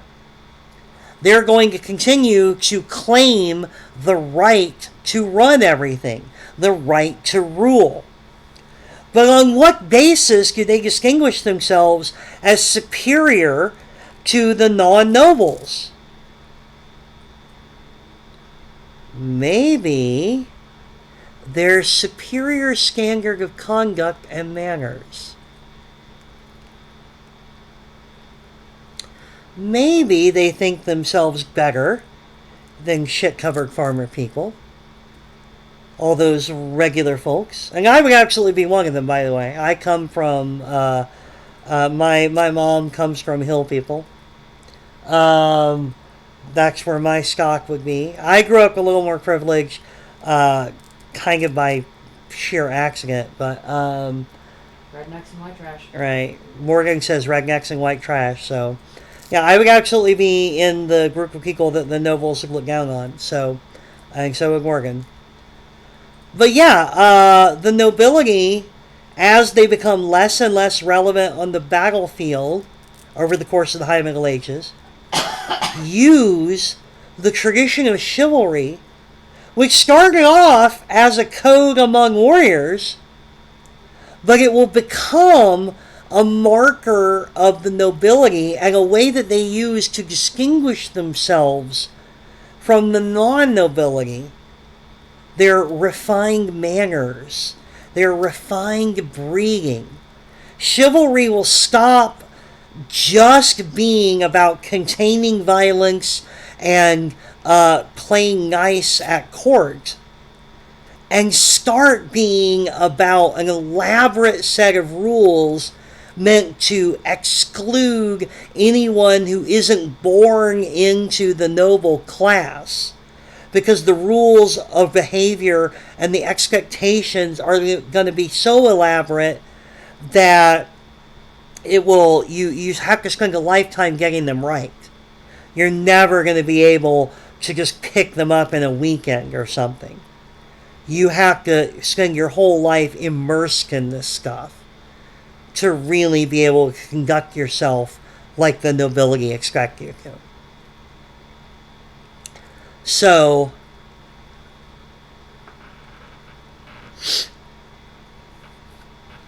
chivalry incorporates features of courtly love. Sorry, let me reverse this. Romantic love, a concept that describes a phenomenon that already exists. But romantic love describes the phenomenon and makes it something to aspire to. That tells you, actually, this is a good thing. Romantic love, a concept imported from the Muslim world through northern Italy and into southern France, into the Aquitaine and the Court of Eleanor. Romantic love becomes a popular concept. Courtly love is the set of rituals and traditions that tells you what to do with your romantic love. The troubadour tradition of music and poetry describes people who are in romantic love and who are doing the courtly love thing. It becomes popular all over Europe in the 12th through 14th centuries. Chivalry is a code of conduct for the warrior class, for the knightly class, that incorporates not only the church's attempts to control and regularize the violence of the warrior class, but chivalry also incorporates elements of courtly love as proper courtly behavior expected of a knight. And it becomes a way, this code of chivalry, becomes a way for the noble class, the knightly class, to distinguish itself from the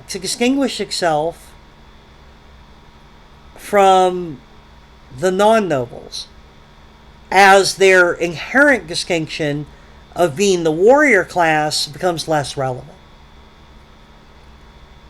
So as the warrior class becomes less relevant as warriors, they need something else that allows them to say, we're still better than you, to everyone else.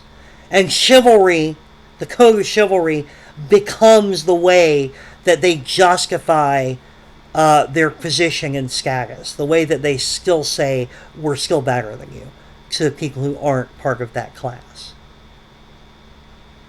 So over the course of the High Middle Ages, the warrior class is going to become less warriory. And that is a part of the de-medievalizing, the de-feudalizing of society in the High Middle Ages. That there is a warrior class, or what used to be a warrior class, that becomes a lot less warriory over the course of the High Middle Ages, a lot less relevant to warfare as things go on, and they maintain their distinctiveness by taking the code of chivalry and blowing it up into a huge thing and making it more elaborate and really leaning into it as a marker of class distinction.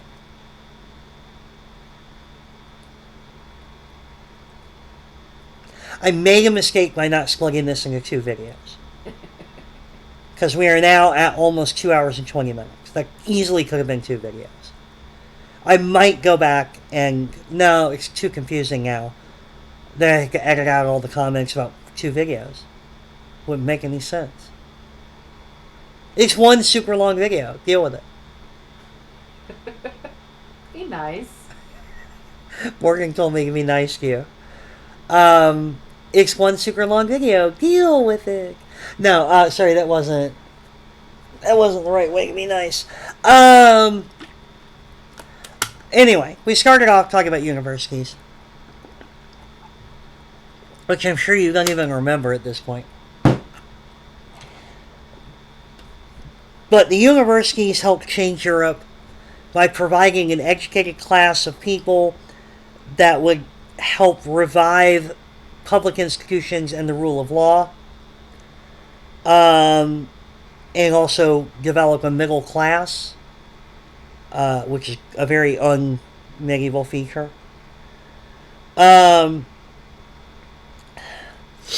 And chivalry, romantic love, courtly love, and chivalry are all tied together. Romantic love is the basis for the courtly love traditions. The courtly love traditions would get incorporated into the chivalry tradition, which applied to the warrior class that ran everything. And as the warrior class that ran everything became less warriory, became less relevant to warfare, they would super duper lean into the whole chivalry thing as a way of still being able to say, I'm better than you.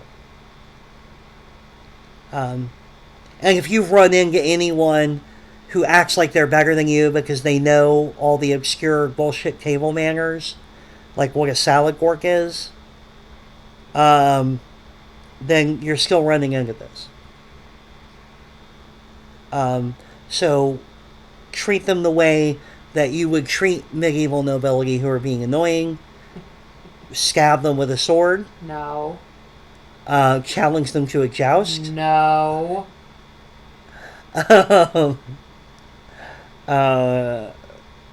Write love letters to their spouse.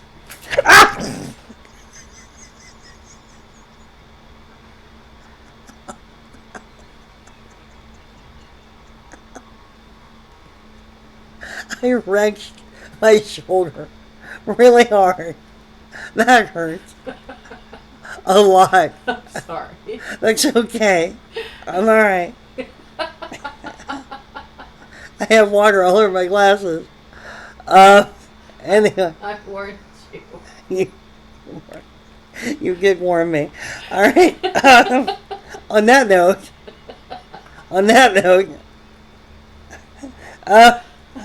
I'm signing off. Son of a. Alright, have a good one, y'all. We're almost at the end. Take care. Bye.